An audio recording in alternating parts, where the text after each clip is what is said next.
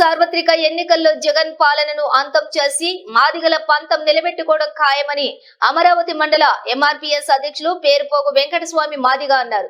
పల్నాడు జిల్లాలో ఏప్రిల్ 24న జరగనున్న సమావేశానికి మందకృష్ణ మాదిగ హాజరు కానున్నారని తెలిపారు. ఈ సమావేశంకు అమరావతి మండల అన్ని గ్రామాల నుంచి మాదిగ సోదరులు పాల్గొని విజయవంతం చేయాలని ఆయన కోరారు.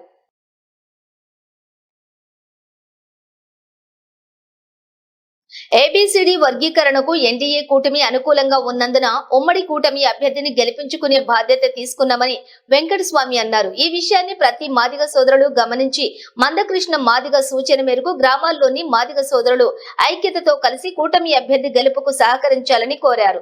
ఈ కార్యక్రమంలోని మండల కోశాధికారి నంబూరు బుజ్జి మాదిగ, మండల ఉపాధ్యక్షులు బుల్లా రమేష్ మాదిగ, మండల సహాయ కార్యదర్శి బంక బాబురావు మాదిగ, ఉంగుటూరు గ్రామ అధ్యక్షులు రావెల ప్రేమ్ కుమార్ మాదిగ పాల్గొన్నారు.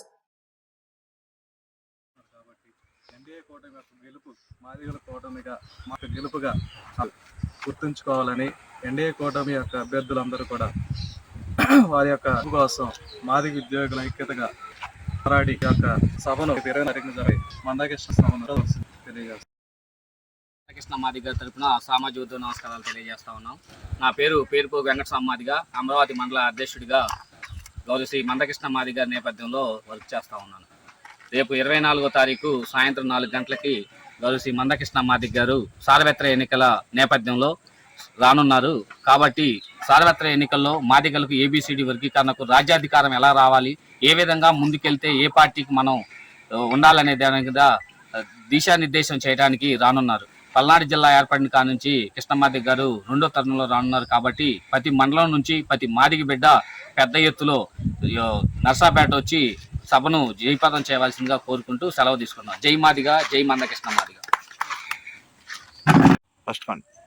జగన్ అంతం మాదిగల పంతం త్వరలోనే నెరవేరబోతుంది.